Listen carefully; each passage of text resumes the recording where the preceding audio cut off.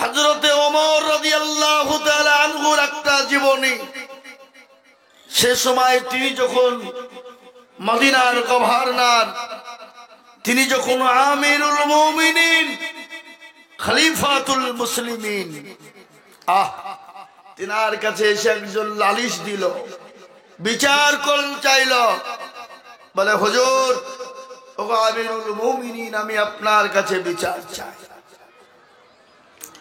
বলে, কিসের বিচার? বলে, অমুক জন আমার আব্বাকে হত্যা করেছে, দিনের বেলায় দিবালোকে হত্যা করেছে, মার্ডার করেছে। বলে, প্রমাণ আছে? বলে, অবশ্যই প্রমাণ আছে, তাকে ধরে নিয়ে এসো। পুলিশ পাঠিয়ে দেওয়া হলো। হযরতে আমিরুল মুমিনিন খলিফাতুল মুসলিমিন পুলিশ পাঠিয়ে দিলেন। সেই যুবককে ধরে নিয়ে আসা হলো, আদালতে উঠানো হলো, আসামির কাঠ গড়ায় দাঁড় করানো হলো।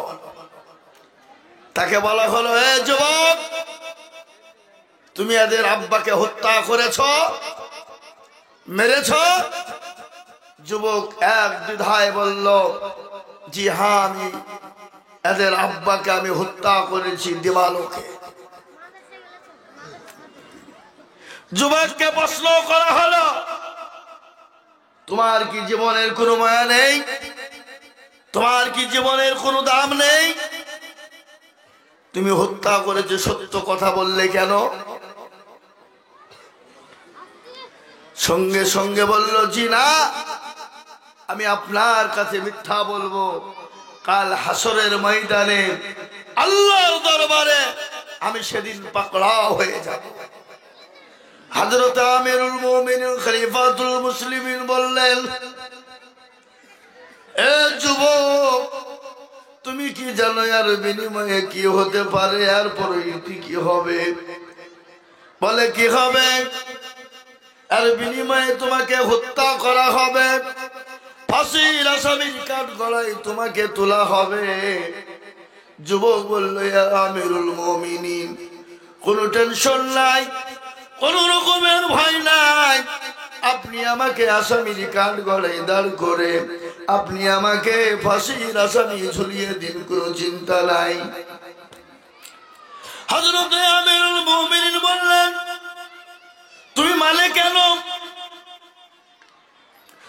বলো, আমিরুল মুমিনিন, আমার আব্বাজান মারা গিয়েছিল, আমার একটা ছোট্ট ভাই আছে, আমার মা বিধবা, আমি সারাদিন উঠে করে বহন করে আমি আমার মায়ের জন্য, আমার ভাইয়ের জন্য খাবারের ব্যবস্থা জোগাড় করি। আমার উট ছিল বড় ক্লান্ত, প্রচন্ড গরম পড়েছে গো আমিরুল মুমিনিন। আমি একটা খেজুর গাছের গোড়ায় আরাম করছিলাম। আমার উটটা গিয়ে ওই যুবকের বাবার বাগানে গিয়েছিল। আমার ওই যুবকের বাপ আমার উটটাকে পাথর মেরে ক্ষত বিক্ষত করে মেরে দিয়েছে। আমি ঘুম থেকে সহ্য করতে না পেরে আমি উটের দৃশ্যখানে দেখার পরে পাথরটা তুলে আমি তার বাপকে নিক্ষেপ করে দিলাম। আর ওই পাথরের বদলায় তার বাপ কিন্তু মারা যায়। হযরত আমিরুল মুমিনিন বললেন, যুবক রে, এর বদলায় তো তুমি তো উট পেয়ে যেতে, তুমি কেন তাকে হত্যা করলে বলো? তোমার তো আসামির কাঠ গড়ায়, তোমার তো ফাঁসি হয়ে যাবে, আগামী 2 দিন পরে তোমাকে ফাঁসি দেওয়া হবে। সঙ্গে সঙ্গে যুবক ডাক দিয়ে বললেন, ইয়া আমিরুল মুমিনিন, আপনি আমাকে ফাঁসি দেন, কোনো ব্যাপার নাই, কিন্তু আমাকে 2 দিনের জন্য সময় দিতে হবে। বলে, কেন যুবক, তোমাকে সময় দেব? বলো, আমিরুল মুমিনিন, আমার জনম দুঃখিনী মায়ের সঙ্গে দেখা করব এবং আমার কিছু ঋণ রয়েছে, ঋণগুলো আমি পরিশোধ করার জন্য যাব। না, আসামিকে ফাঁসির আসামিকে তো ক্ষমা করা যাবে না, তাকে তো আদালত থেকে ছাড় দেওয়া যাবে না। কি যাবে নাকি? যে আসামি ফাঁসির কাস্টে আইন হয়ে যায়, জজকে যদি বলা হয়, গভর্নরকে যদি বলা হয় আমাকে একদিন দুদিনের জন্য সময় দেন, আমি অমুক দিন ঠিক টাইমে আসবো, সে তাকে ছুটি দেবে? কথা বলুন, ছুটি দেবে? কথা বলে না, ছুটি দেবে না। তিনি বললেন আমিরুল মুমিনিন, আমি চলে আসবো, আমাকে ছুটি দেন। বলে না, আমি তো তোমাকে ছুটি দিতে পারি না, তুমি তো আসামির কাঠগড়ায় দাঁড় হয়ে গেছো। আগামী পরশুদিন সন্ধ্যার বেলায় জুম্মার পরে তোমার ফাঁসি হবে। তিনি কি করলেন? তিনি বললেন, দেখো তোমার জামিনদার যদি কেউ হয় আমি তোমাকে দুদিনের জন্য ছুটি দিতে পারবো। তিনি বললেন, আমিরুল মুমিনিন, আমি তো নতুন মানুষ, আমার হয়ে জামিনদার কে হবে? আমার জন্য কেউ তো জামিনদার হতে পারবে না, কেউ জামিনদার হয় না। আচ্ছা বলেন তো, জামিনদার কেউ হবে নাকি? ও ভাসামের আসামি, ও দুদিনের জন্য একজনকে দায়িত্ব দিয়ে যাচ্ছে, বলে তুমি ভাই আমার দায়িত্বটা নাও, আমি দুদিনের জন্য ফিরে এসে আবার আসামির কাঠগড়ায় দাঁড়াবো। কেউ দিবে দায়িত্ব? কেউ দায়িত্ব নেবে? কেউ দায়িত্ব নেবে না, কেউ তো দায়িত্ব নেবে না। ইতিমধ্যে মজলিসের ভিতরে ছিলেন সাহাবা হযরতে আবু যার গিফারি। হযরতে আবু যার গিফারি তিনি উঠলেন, বলে, আমিরুল মুমিনিন, আপনি আমাকে দায়িত্ব দিন, হুকুম দিন, আমি আসামির কাঠ গড়ায় দাঁড় হতে চাই। আমি আসামির কাঠ গড়ায় এই যুবকের জন্য আমি জামিনদার হয়ে গেলাম, এই যুবকের জন্য আমি জামিনদার হয়ে গেলাম। যারা বলুন সুবহানাল্লাহ। সবাই অবাক, সর্বনাশ, এ আবু যার জীবনের মায়া নেই, জীবনের দাম নেই, তুমি কোথাকার ছেলের জন্য তুমি জামিনদার হয়ে গেলে? তুমি কার জন্য জামিনদার হলে বলো? এ তো আর ফিরবে না, তুমি তো আর বাঁচবে না। তিনি বললেন, ভাই আমি এক মুসলমান আর এক মুসলমানকে সাহায্য করেছি, সেই যদি না আসে আমি আসামির কাঠ গড়ায় দাঁড়িয়ে আমি কি করব? আমি তো ফাঁসির মঞ্চে ঝোলার জন্য তৈরি হয়ে গেছি। বলে ঠিক আছে। যুবককে দুদিনের ছুটি দেওয়া হলো। কয়দিনে? জোরে বলুন। দুদিনে। যুবককে দুদিনের ছুটি দেওয়া হলো। যুবক চলে গেল। যাওয়ার পর একদিন কেটে যায়, দুদিন কেটে যাচ্ছে, দুপুর পেরিয়ে গেল। সমস্ত মানুষ হায় হায় করে, হাই রে, আজকে তো আবু যার ফাঁসির মঞ্চে ঝুলবে। কি কাজটা না করলো, কি অন্যায় করলো, তার তো আজকে বিবি বাচ্চা এতিম হয়ে যাবে, বা হয়ে যাবে। আমিরুল মুমিনিন হযরতে ওমর আপনার কি করলেন? আপনার সমস্ত পুলিশ দিয়ে হযরতে আবু যারকে বাড়ি থেকে উঠিয়ে নিয়ে এলেন। নেওয়ার পরে আবু যারকে বললেন, আবু যার, এই দেখেন আমাদের দেশের লোক, কি ব্যাপার আপনি? হ্যাঁ, 700 টাকা। তিনি বললেন, চলো আবু যার, তোমাকে আসামির কাঠগড়ায় দেওয়া হবে, আজ তো তোমার ফাঁসি হয়ে যাবে। সঙ্গে সঙ্গে তিনি বললেন, কোনো টেনশন নাই, আমি কাফনের কাফন তৈরি করে নিয়ে হাজির। কাফনের কাফন আমি নিয়ে তৈরি করে হাজির। তিনি বললেন, ঠিক আছে চলো। বিবিকে বললেন, ছেলেকে মেয়েকে বললেন, মাকে বললেন, চোখের পানি দাঁড় হয় না, সহ্য করতে পারে না। বলুন তো এরকম দৃশ্য যদি হয়, বিবিকে, মাকে, ছেলেকে, মেয়েকে যদি বলে আমি আর বাড়ি আসবো না, আমার আসামির কাঠগড়ায় আজকে অমুক দিন অমুক টাইমে ফাঁসি হবে, বলুন তো সহ্য করতে কেউ পারবে? তিনি বাড়ি থেকে বলে বেরিয়ে চলে গেলেন। হযরতে আমিরুল মুমিনিন বললেন, আবু যাও, তুমি তো 2 দিনের জামিন নিয়েছিলে, সন্ধ্যা ঘনিয়ে এলো, মাগরিবের পরে তোমাকে আসামির কাঠগড়ায় দাঁড় করে ফাঁসি দেওয়া হবে, তৈরি হয়ে যাও। কথা অনুযায়ী তিনি কি বললেন? বলি আমিরুল মুমিনিন, কোন রকম কোন ব্যাপার নাই, কোন রকম কোন চিন্তা নাই। হযরতে আমিরুল মুমিনিনের জন্য, সমস্ত হযরতে সাহাবা আবু জারের জন্য সবাইকে যে আপনার পাগল হয়ে গেল। বলে আবু জার রে, কি কাজ করলি তুই? জীবনের দাম নাই, জীবনের কোনো পরোয়া নাই। ওরে আবু জার, কি অন্যায় করলি তুই, বলবো। হযরতে আবু জার তিনি আপনার বলেন, আপনারা কোনো টেনশন করবেন না, আমি যদি আজকে জামিনদার না হইতাম, কিয়ামতের দিন আল্লাহ বলবে তুই নবীর উম্মত হয়ে, এক মুসলমান হয়ে আর এক মুসলমানের জন্য জামিনদার হতে পারলি না, আসামির কাঠগড়ায় দাঁড় হতে হবে। তিনাকে আসামির কাঠগড়ায় দাঁড় করানো হলো, ফাঁসির মঞ্চে ঝুলানো হবে। ইতিমধ্যে দেখছে পশ্চিম গগনে ধুলো গোলা জেনে বালির মরিচিকা গালে উঠতে শুরু করেছে, আর পায়ে ধপধপে আওয়াজ। হযরতে আমিরুল মুমিনিনকে বললেন, ও আমিরুল মুমিনিন, পশ্চিম গগনে ধুলোর বালির মরিচিকা গালা জেনে উঠতে শুরু করেছে, আর পায়ের আওয়াজ শোনা যায়, একটু অপেক্ষা করুন। ওই যুবক মনে হয় দ্রুত গতিতে আসতে শুরু করে দিয়েছে।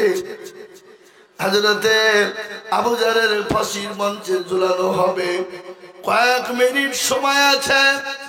ইতিমধ্যে ওই যুবক এসে হাজির হয়ে গেল।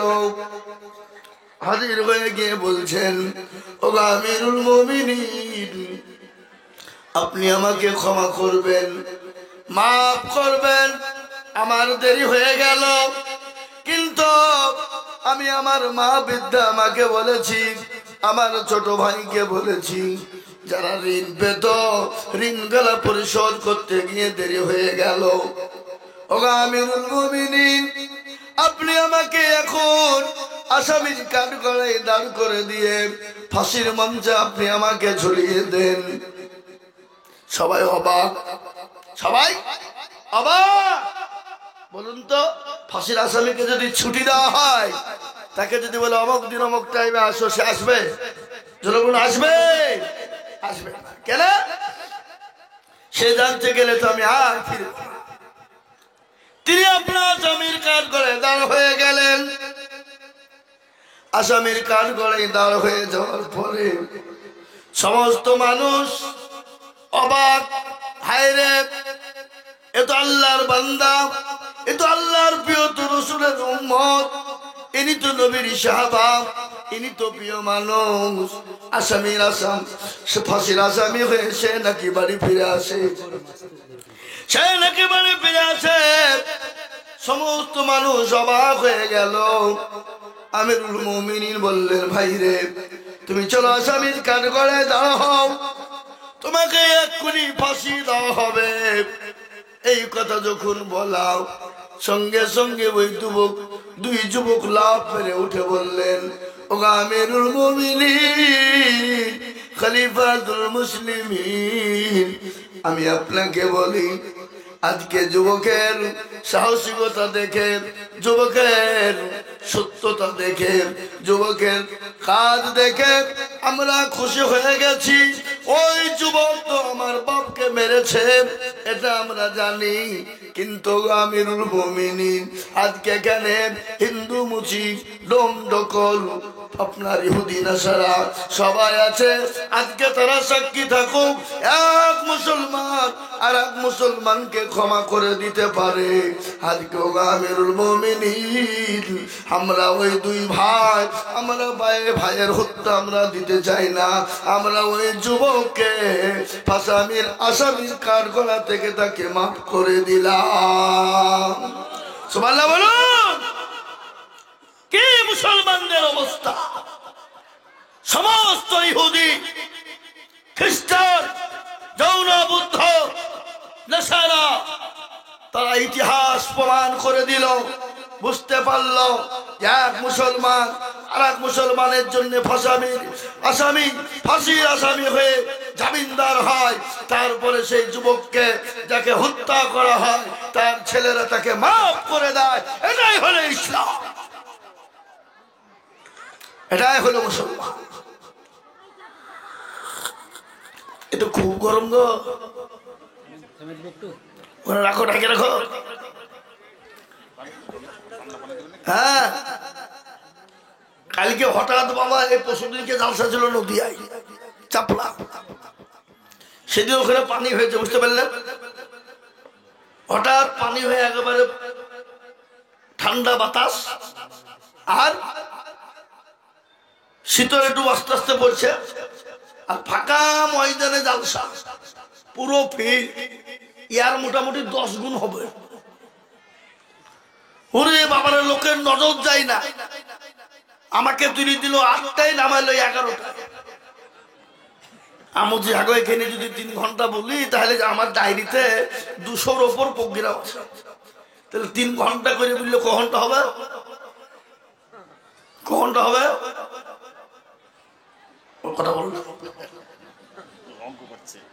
অঙ্ক করছে নাকি? সময় দিতে হবে নাকি? তাই বা হোক। জি, আমি আপনাদেরকে বলবো বাপ, এ হলো মুসলমানদের দিন। আজকে গোটা ওয়ার্ল্ডে, পৃথিবীর জমিনে বেঈমান, কাফের, মুশরিক, ইহুদি, খ্রিস্টান এরা সকলেই জানে এক মুসলমান আর এক মুসলমানের জন্য জীবন দিতে প্রস্তুত হয়ে যায়। আজকে ফিলিস্তিনের মাটিতে শয়তানরা, ইসরাইল বাপের কুপুত্র জারদ সন্তান, আজকে যে ছোট্ট ছোট্ট বাচ্চা শিশুদেরকে হত্যা করছে, রক্তের বন্যা বয়ে দিচ্ছে, আমাদের মা বোনদেরকে হত্যা করে, তাদের গায়ে হাত দেয়, এর বিচার হবে ইনশাআল্লাহ। হবে না? হবে না? কোথায় বিচার হবে? ওই ফিলিস্তিনের মাটিতে। সেই দিনই বিচার হবে, সেই দিনই আসামির কাঠগড়ায় দেওয়া হবে, সেই দিন জাহান্নামের জন্য তৈরি থাকো। ইসরায়েলের কুপুত্র, আমেরিকার কুপুত্র, জারদ সন্তান, তোমরা মুসলমানদেরকে মেরে হত্যা করে শেষ করতে পারবা না। মুসলমানরা গুলির ভয় করে না, পরমাণুর ভয় করে না। মুসলমানদের বুকে লেখা আছে কলেমা লা ইলাহা, জোরে বলুন না। আপনাদের গলা ভাঙিয়ে যাওয়ার মতো নাকি? জোরে বলুন লা ইলাহা ইল্লাল্লাহু মুহাম্মাদুর রাসূলুল্লাহ সাল্লাল্লাহু আলাইহি সাল্লাম। আজকে বলবো এই কোরআনকে নিয়ে গোটা পৃথিবীর জমিনে সমস্ত বেঈমানরা তোলপাড় করে দিয়েছে। কোরআনকে মিটিয়ে দিতে হবে, কিন্তু কোরআনকে মেটানো যাবে? জোরে কন্যা যাবে? কোরআনের মালিককে আরো জোরে বলুন কে? আল্লাহ নিজেই বলেছেন, ইন্না নাহনু নাযালনা যিকরা ওয়া ইন্না লাহু লাহাফিজুন। কেউ যদি কোরআনের হেফাজত না করে, করবেন কে? জোরে বলুন কে? আজকে গোটা ওয়ার্ল্ড, আমি আপনাদেরকে বলবো, মুসলমান জীবন দিয়ে দেবে, বিবিকে বিয়ে করবে, সন্তানকে এতিম করবে, কিন্তু কোরআনের ইনশাআল্লাহ তারা কখনোই কোরআন ছেড়ে যাবে না, কোরআনকে বেইজ্জতি হতে দেবে না, কোরআনকে মারতে দাম তাক টিকিয়ে রাখার জন্য মুসলমানরা তৈরি আছে। আপনারা তৈরি আছেন না? নেন হাত উঁচু করে বলুন ইনশাআল্লাহ। নামান আজ আমার বলার পরিস্থিতি ভালো নয়, তারপরও দিনের স্বার্থে, কোরআনের বরকতে, কোরআনের মহাব্বতে আজকে কোরআনকে টিকিয়ে রাখতে হবে। মুসলমান দিন টিকিয়ে রাখতে হবে, ইসলামকে টিকিয়ে রাখতে হবে। যেমন মাছ পানি ছাড়া চলতে পারে না, তেমনি মুসলমান মাদ্রাসা মসজিদ কোরআন ছাড়া চলতে পারে না। সুতরাং আজকে কোরআনের জন্য সাহাবারা জীবন দিলেন, বিবিকে বিবাহ করলেন, সন্তানকে এতিম করে দিলেন, জান দিয়ে দিলেন।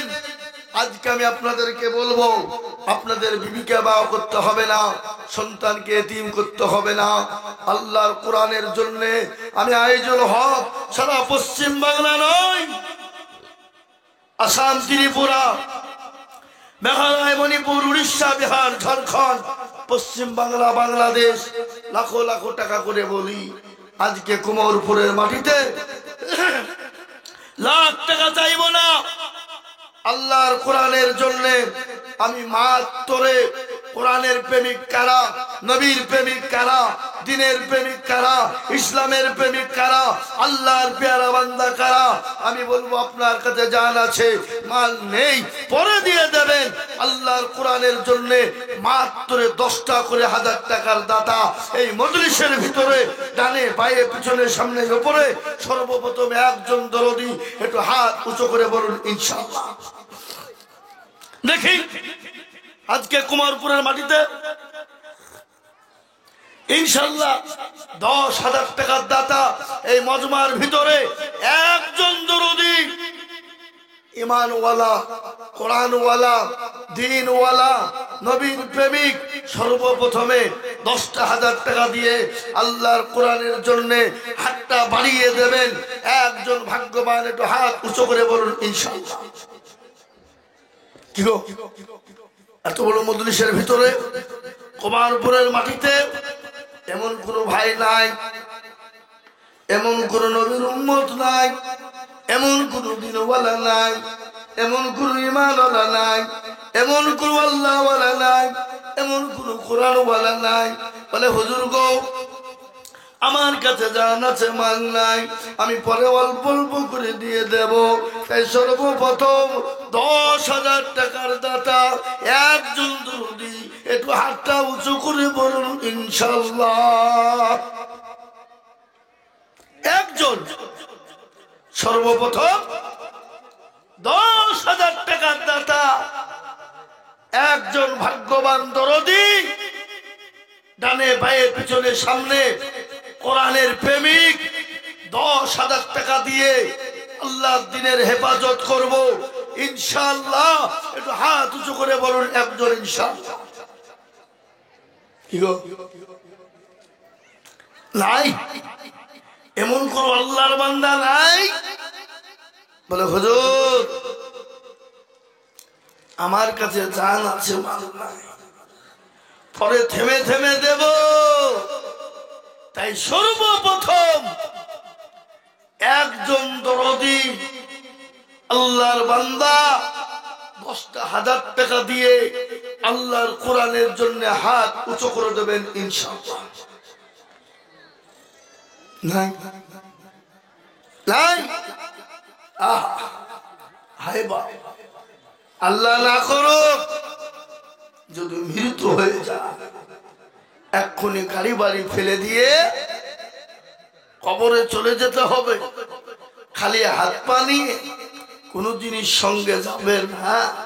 তাই একটা দরদিকে বলবো, অনেকের জনম দুঃখিনী মা কবরে চাতক পাখির নেই তাকিয়ে রয়েছে, রাইরে সন্তান আজকে গাড়ি বাড়ি সম্পদ দিয়ে চলে এলাম, কবরে শুয়ে আছি, এমন কোন দরদের বেটা নাই, বিটি নাই, একটু কবরের আযাবের মাপটা হবে, একটু হাতটা বাড়াবে। তাই সর্বপ্রথম একজন দরদি এতগুলা মানুষের মধ্যে হিম্মত করে হাতটা তুলে দিয়ে বলুন 10,000 টাকার দাতা একজন দরদি ইনশাআল্লাহ নাই নাই। হাবা আমি জানি কুমোরপুরের মাটিতে 10,000 টাকা দেওয়ারই দেখেন। এখানে আসেন, এখানে আসেন। আল্লাহর বান্দা এরা মনে মনে করছে যে আইজুল মৌলবীর আজকে গলা বসে গেছে, কায়দা নাই, আজকে আমাদের কাছে তুলতে পারবে না। এ বাবা শোনা, এই দেখেন আল্লাহর বান্দা, কি নাম গো? আক্তার শেখ, বাড়ি কুমারপুর। এই দেখেন, দেখেন একবার জোরে সরে বলি নারাই তাকবীর। কি গো একটু জোরে হবে না? জোরে বলি নারাই তাকবীর। এই দেখেন একজন হয়ে গেল আক্তার শেখ, কুমারপুরে বাড়ি। আল্লাহ তুমি তার নেকিতে করো না কো ফাঁকি, আল্লাহ চতুর্দিক দিয়ে দিয়ে উন্নতি। কেউ যদি চলে যায় আল্লাহ তুমি তার কবরে নাজাতের ফাইসালা করে দিও। তাই আমি আপনাদেরকে বলবো একজন হলো দ্বিতীয় নম্বরে, আর একজন দরদি কলমা লা ইলাহা ইল্লাল্লাহ, অপর প্রান্তের নাম মুহাম্মাদুর রাসূলুল্লাহ তৈরি করার জন্য। আর একজন দরদিকে বলবো 10,000 টাকা দিয়ে আল্লাহ দিনের জন্য একটু হাতটা বাড়িয়ে দেবেন ইনশাআল্লাহ। একজন মাত্র 10,000 টাকার দাতা হবে না? হবে না?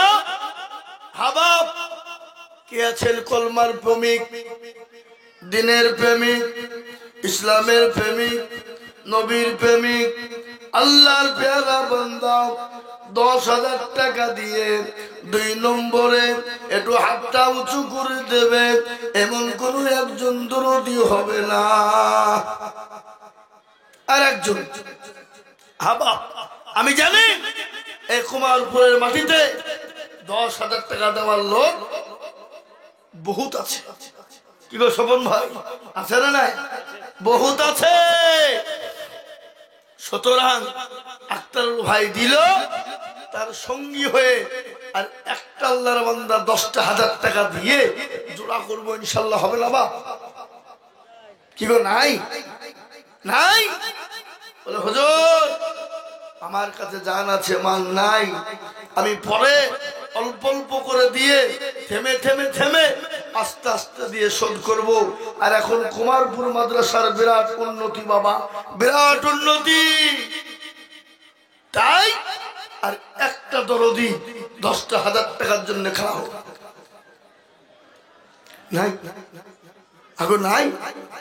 হাই হাই হাই হাই হাবা হাসো না ও কুমারপুর ওয়ালারা, 10,000 টাকার দাতা। আমি আপনাদের কাছে 50 বলিনি। আমাদের গধুরপাড়া মাদ্রাসায় কালকে জলসা হলো, মাশাআল্লাহ। কি নাম? তাজুল। তোমার নাম কি? তোর আব্বা মারা গেছে? আছে? এই দেখেন আব্বার নামে 10,000 টাকা ইব্রাহিম মন্ডল, বাপের নাম হলো তাজরুল মন্ডল। নাকি তাজরুল মন্ডল। এই দেখেন দুটো হয়ে গেল। একটু দোয়া করবো শোনা, দোয়া হবে।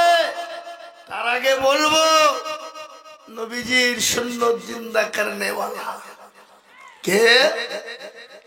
বাবা মাগরিবের নামাজ কয় রাকাত?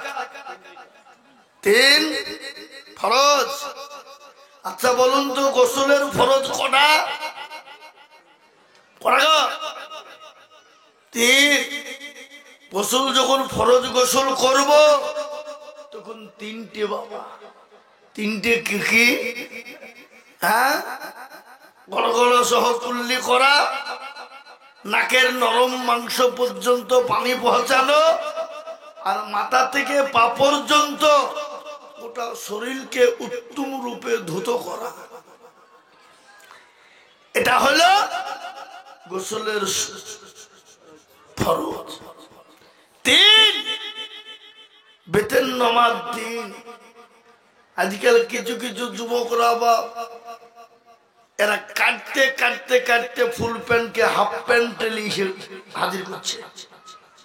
আপনাদের দিকে আছে কি জানি না, আচ্ছা হ্যাঁ, এই মালগুলা এরা ফুল প্যান্টকে কাটতে কাটতে হাফ প্যান্টে নিয়ে এসছে। কদিন বাদ দিয়ে বাবজি সবই দেখা যাবে মনে হয়। 3 রাকাত বেতে, ওরা এখন বুঝে না 3 রাকাত নাই, 1 রাকাত। নফল পড়া যাবে না, কিন্তু নবীজি বলেছেন নফল পড়বে যত গুনাহ মাপ হবে তত। কিন্তু এই মালগুলা বলছে নফল পড়া যাবে না। এরা হচ্ছে নমাজ চোর। কি চোর? কি কথা বলে না, এরা নামাজ চোর। কিয়ামতের দিন আল্লাহ চোরদেরকে বলবে, এই চোরেরা এদিকে আয়, এদিকে আয়। তো যারা মুরগি চোর, ছাগল চোর, ঝাঁটা চোর, হাড়ি চোর, কুদাল চোর, হাসিয়া চোর, সে চোর গুলা একদিকে যাবে।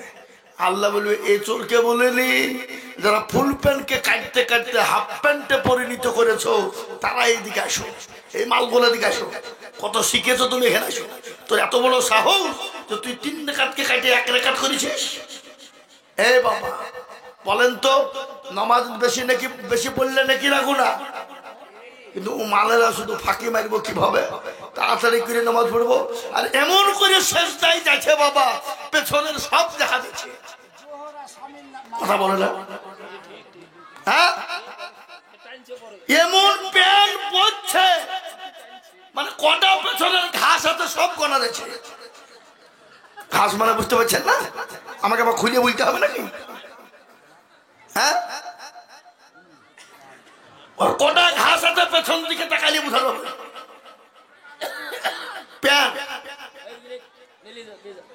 মোহতারাম, এই বাবা ওরা বলছে স্কিন টাইট পরে নামাজ অবশ্যই হবে। কিতাবুল লিবাস বলে একটা কিতাব আছে, হাদিসে আছে না, নবীজির সুন্নতি লিবাস। নবীজি কোনদিন স্যুট প্যান্ট টাই পরেছিল? নবীজি কোনদিন আপনার টাইট ফিটিং স্কিন টাইট পরেছিল? কথা বলে না, মনে হয় পরেছিল একদিন নাকি? এ বাবা নামাজ তো ইনশাল্লাহ যা পরে পড়বে হবে, হবে না? হবে না? আপনি যদি ছায়া ব্লাউজ পরে নামাজে দাঁড়িয়ে যান তো নামাজ হবে না? কথা বলে না? আমার একটা কথা মনে পড়ে যায়, আমি তখন ছাত্র, আমাদের সীতানগরে একজন ইমাম মৌলভী সাহেব কারিমে আসা বাড়ি, ওই হারামপুরে বাড়ি ছিলেন তো, হারামপুর। উনি আসরের নামাজ পড়ে আমাদের গ্রামের এক হাজি সাহেবকে বলছে, হাজি সাহেব আপনি হজ করিয়ে এলেন, হাজি মানুষ, তোর লিবাসটা একটু ভালো পড়লে হতো না? সুন্নতি লিবাস পড়বেন, আপনি কেন ইন করে সুট পিন্ডে ঘুরে বেড়াবেন? হ্যাঁ, তো সেই মৌলবীকে একেবারে 1 লাঠি করে বললো বাবা, ওর মুখে যা আছে মৌলবীকে কষলো আচ্ছা করে। আর আমি তখন পেছনে দাঁড়িয়ে দাঁড়িয়ে দাঁড়িয়ে দাঁড়িয়ে কষছি যে আমি কি বলি। তখন আমি তো ছোট থেকে বুঝছেন না, একটু লোভ লোভে কি বুঝলেন, হ্যাঁ? তো আমি বুঝিয়ে বুঝিয়ে বুঝে, হাজি সাহেব অবশ্যই আপনি যে পোশাক পরেছেন নামাজ হবে, কেন হবে না? অবশ্যই পড়বেন। আগামী কাল থেকে বাড়ি থেকে আপনার বাড়ির বিবির ছায়ার ব্লাউজ পরে আসবেন, এসে যেন নামাজ দেখতে পাই। আর নচেত আপনি বলেন যে ছায়া ব্লাউজ পরে নামাজ হবে না, বলেন আপনি উত্তর দেন। তখন আমাকে বলছে, আমি জানি, আমি জানি বুড়ি কাটার লোক আছে এখানে, ও বিদিয়া সে মৌলবীগুলিকে খুব লিলি, এবার আমাকে লেও দেখে আসো, আসো তোমার 12টা বাজছে না দিয়ে দম নেই আমার। এ বাবা এরকম বুদ্ধিজীবী লোক কিছু আছে সমাজে, নাই? জোরে বলুন।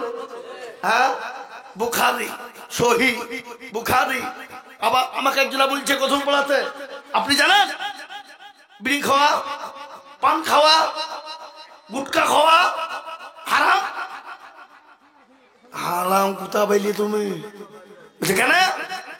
কোরআনের সূরা মাইদা 91 নম্বর আয়াত আছে। তাহলে ভাই করো তো। কোরআন আমি বের করলাম বাবা। এখন তো কোরআন নিয়ে বানাইতে হচ্ছে না, এখন মোবাইলে বের করলে হয়ে যাবে নাকি বলছেন? তো 91 নম্বর আয়াত বের করে বলছে সূরা মাইদা। সূরা 51 নম্বর আয়াত বের করলাম সূরা মাইদা। পড়ো। তুমি আমি পড়া জানি কি বুঝলেন? আমি পড়া জানি।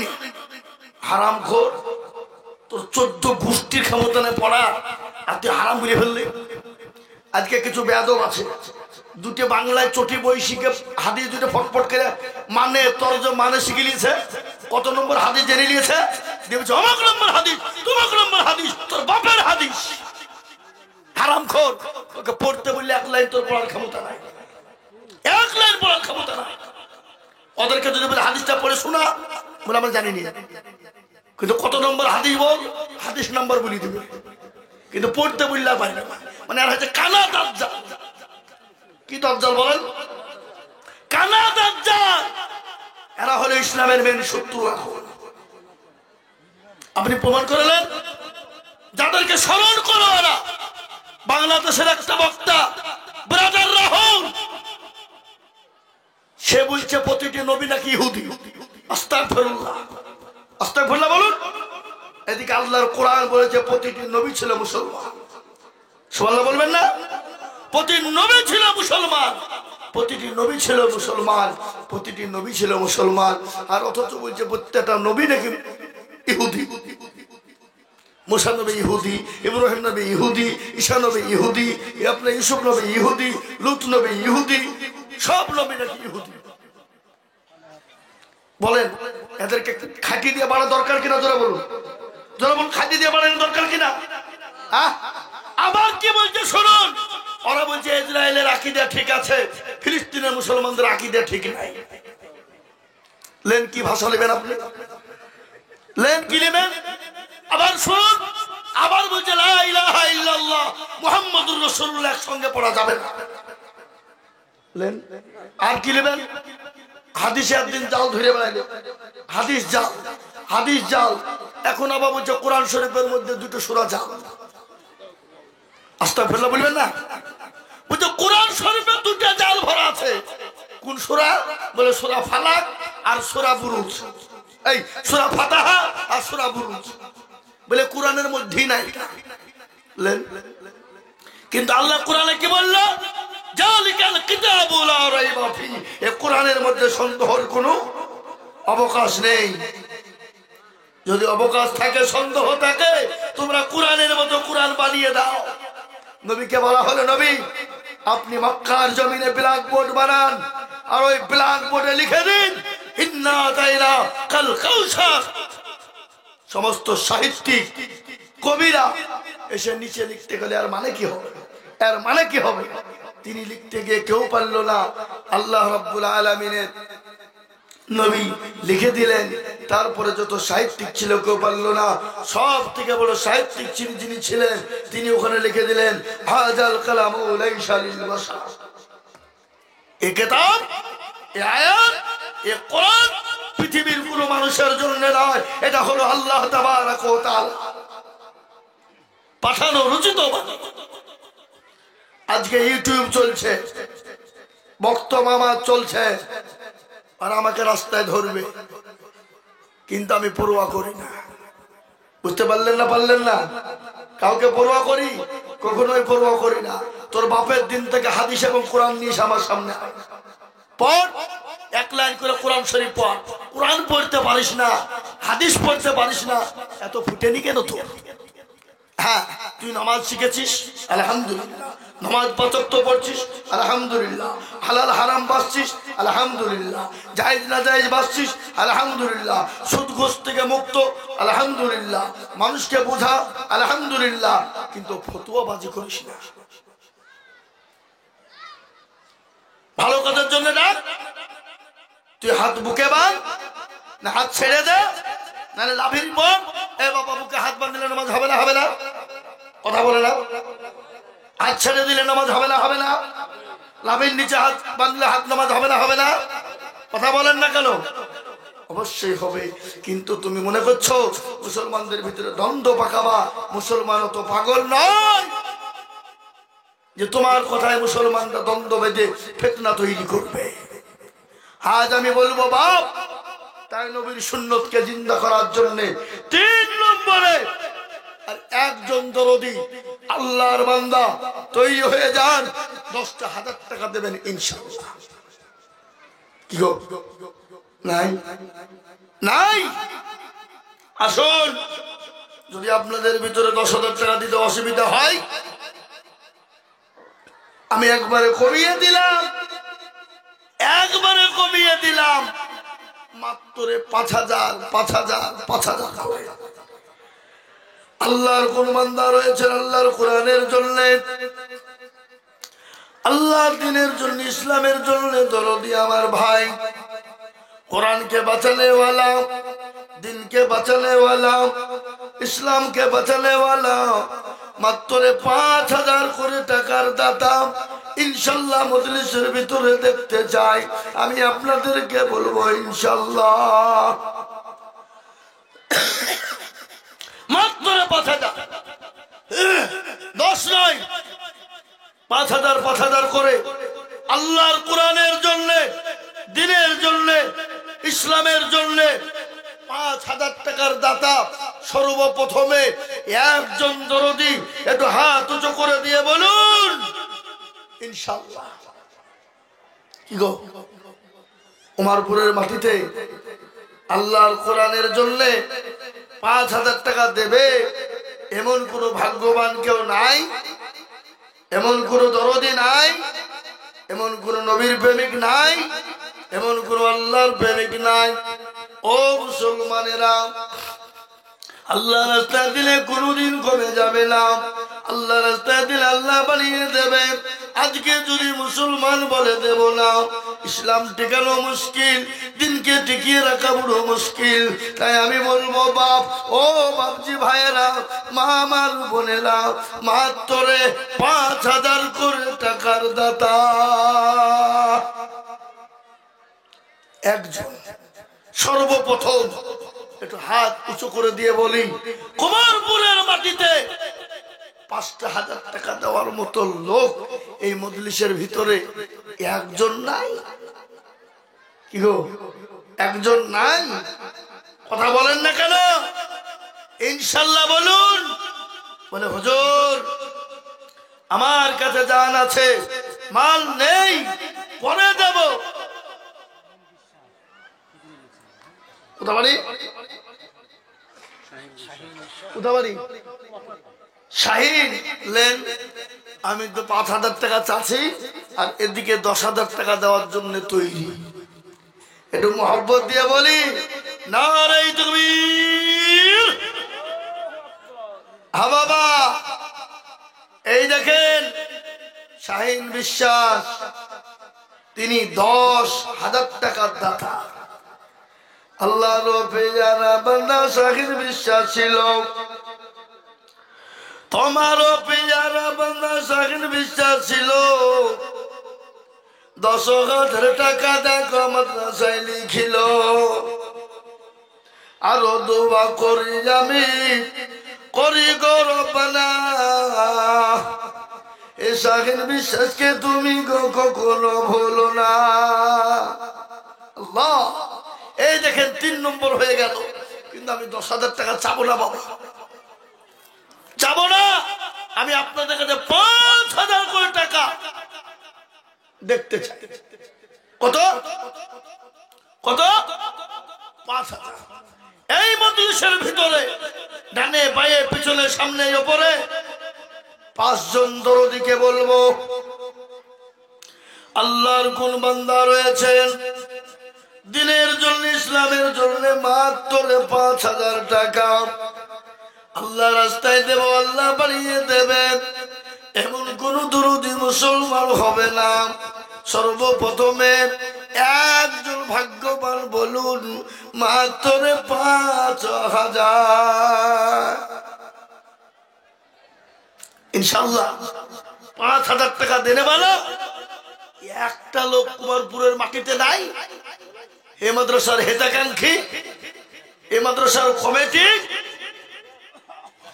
জাকির হোসেন, এই দেখেন ১ নম্বর জাকির হোসেন ৫,০০০।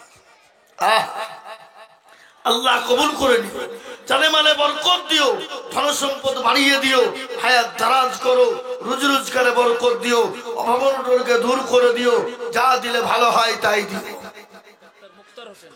ডাক্তার মুক্তার হোসেন, কোথাবাড়ি লিখেন, ডাক্তার মুক্তার হোসেন ৫,০০০ টাকা দাতা। ও আল্লাহ তুমি কবুল করে নাও, জানে মালে বরকত দাও, ধন সম্পদ বাড়িয়ে দাও, হায়াত দারাজ করো। কিন্তু হাগো এতগুলা মা বোন, একটা ৫,০০০ টাকা দেওয়ার কেউ নাই। হামা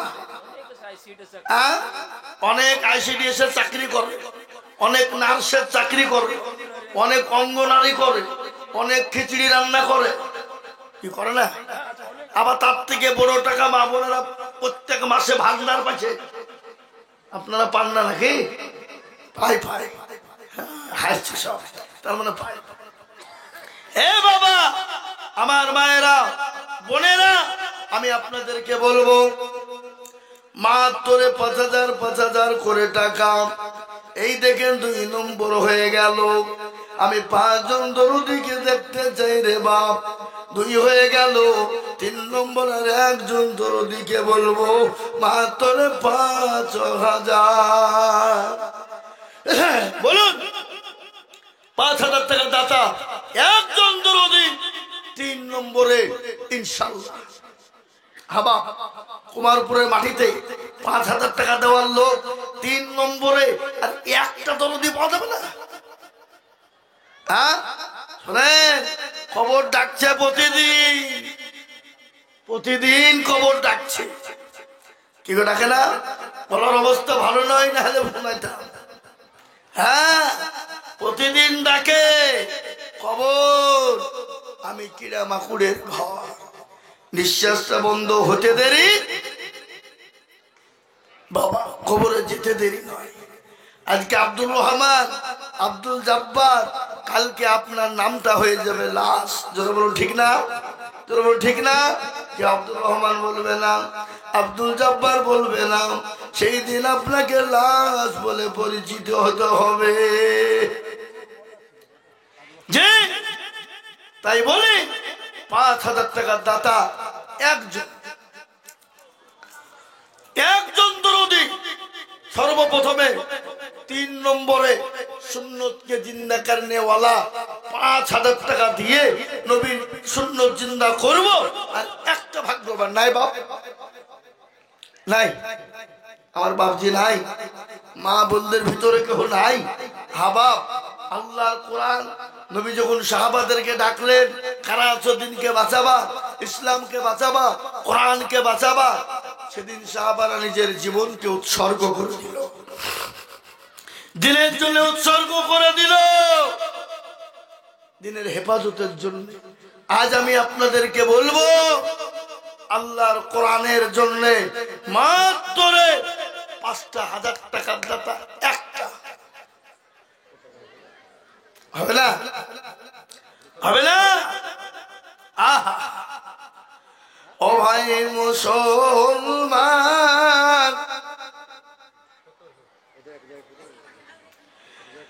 ঠিক রাখো ঈমান, ইসলামের বাতি যেন ডুবায় না।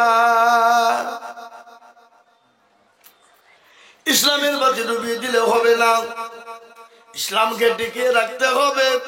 তাই আমি আপনাদেরকে বলবো বাপ, মাত্র ৫টা করে ১,০০০ টাকা, দেরি করব না, মুঠো বিলম্ব করব না। বহু টাকা বহু দিকে যায়, নবীর দিনকে বাঁচানোর জন্য ৩ নম্বরে ৫,০০০ টাকার দাতা দরদি একটা। দেখি কুমারপুরের মাটিতে ভাগ্যবান নাই, এটা কোরআন শরীফ খেপা ওইভাবে ঝুলাতে হয় না, বুকে করে আনতে হয়। জি, কোরআন বলেছে লা ইয়ামাসসুহু ইল্লাল মুতাহহারুন, নাপাক ব্যক্তির হাতে কোরআন তুলে দেওয়া যাবে না। ফাইনাল মুশরিকুনা নাজাসুন, বেশক মুশরিক যারা হয় তারা হলো নাপাক। কি গো ঠিক না বেটি? যারা বল ঠিক না? যে কিন্তু বলবো ৫,০০০ টাকার দাতা এই কুমারপুরের মাটিতে এমন কোন দরদি আর একটা পাওয়া যাবে না ইনশাল্লাহ, একটাও নাই।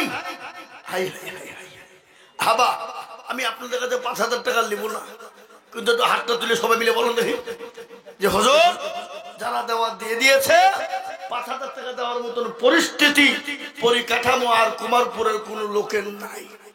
তুলেন হাত, তুলেন হাত।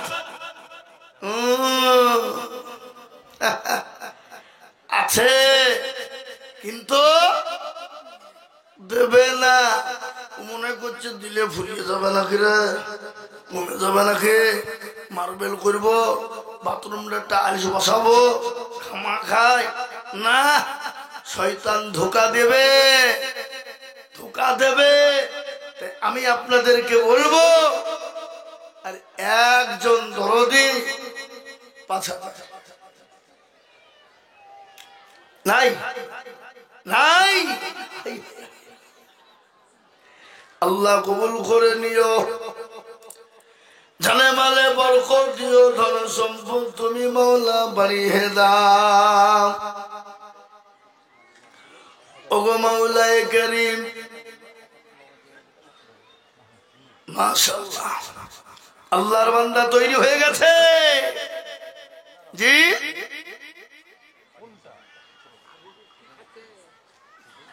কি নাম?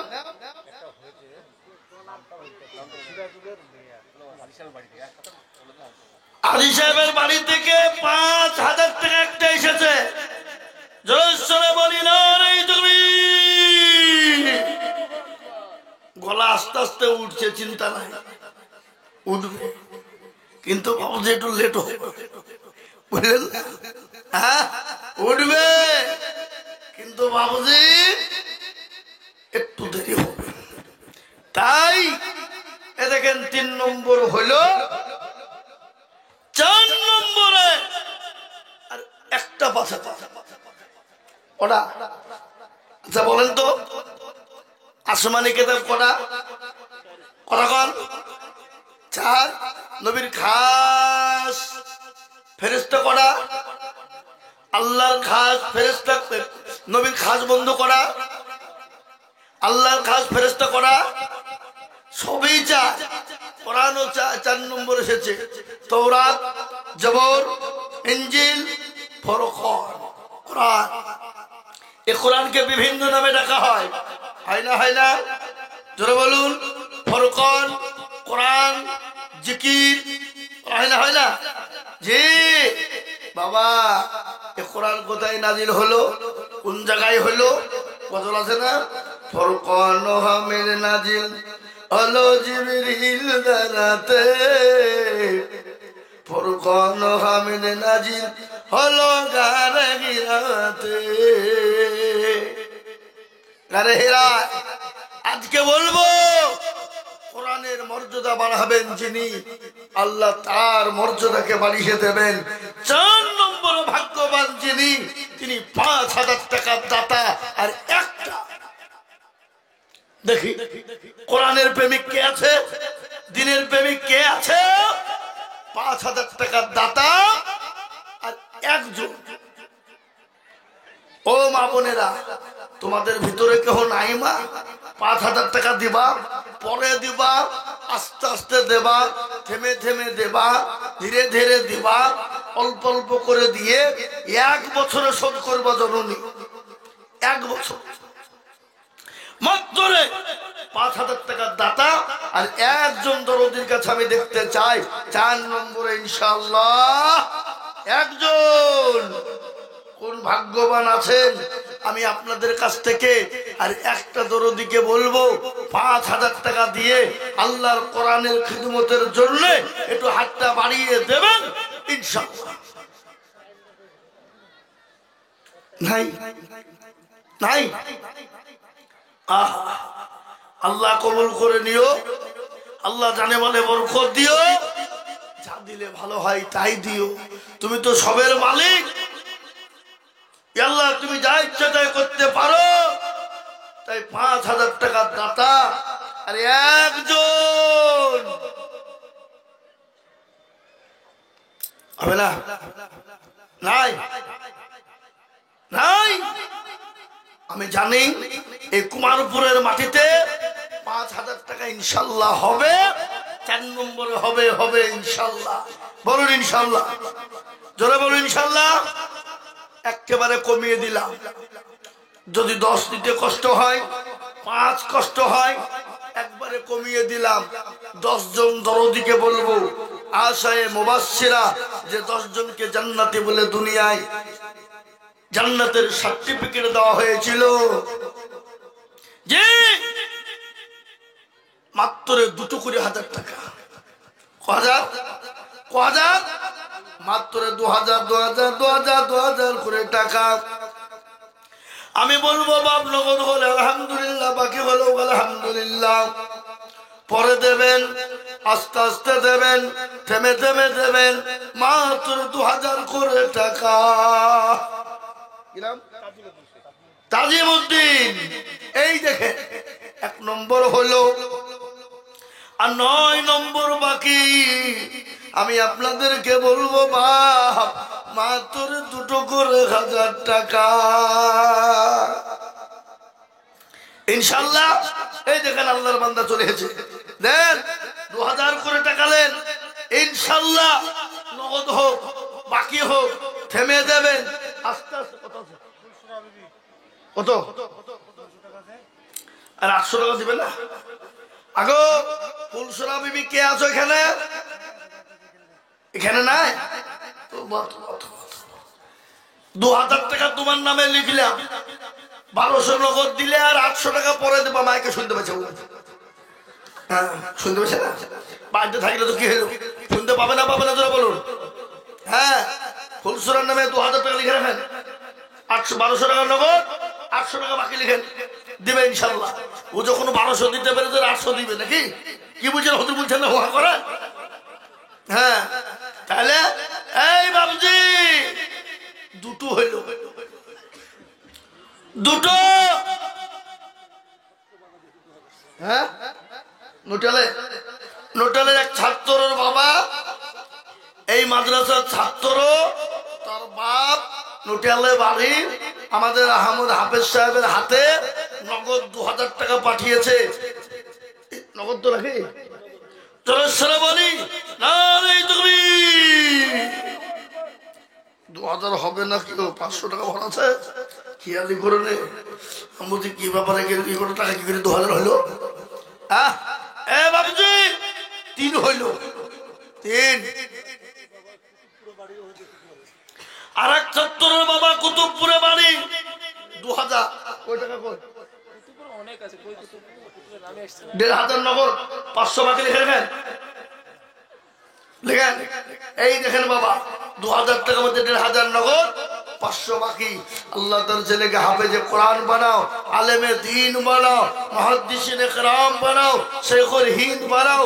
সুবহানাল্লাহ। ভাইয়ের আমার দরদি মুসলমান, আমি আপনাদেরকে শোনাতাম উলামাদের অবদান, আলেমদের অবদান কাকে বলে সেটা বলতাম, কিন্তু আমি বলবো না আজকে বাবা, অন্যদিন শোনাবো। তাই 3 নম্বর হইল। ক নম্বর হইল? 4 নম্বর। 4 হলো 5 নম্বরে আর একটা 2,000 টাকা ইনশাল্লাহ। একটু তাড়াতাড়ি করে বলি ইনশাল্লাহ, ঝট করে বলি, মোটেও দেরি করবো না, মোটেও বিলম্ব করবো না। দেন আমাকে আগেও জননী। কত কত? ও মা কত? 2,000। 1,000 লোক লিখতে বললো। হ্যাঁ লিখে আচ্ছাই লোকের লিখা বাদ দিয়ে, হ্যাঁ থামে না, আল্লাহ রবিয়ার বান্দি স্বামী না গো ছিল মা জননী দেখো দেখো 2000 দিল 1000 নগদ আর বাকি 1000 আল্লাহ তুমি নেকির পাল্লা ভারী করে দিও। এলাকার 5 নম্বর হলো 6 নম্বর 2000 টাকার দাতা। আমি বলবো বাপ ও দরদি মুসলমানেরা দুটো করে 1000 টাকা দিলে ফুরাবে না আল্লাহর দিনের জন্য মাত্র দুটো করে 1000 2000 5টা হলো 6 নম্বরে এমন কোন দরদি নাই 2000 টাকা দেবে? হ্যাঁ বাবা বলুন তো দেখি কোন মুসলমান 6 নম্বরের একটা 2000 যে অতর্গনা যৌবন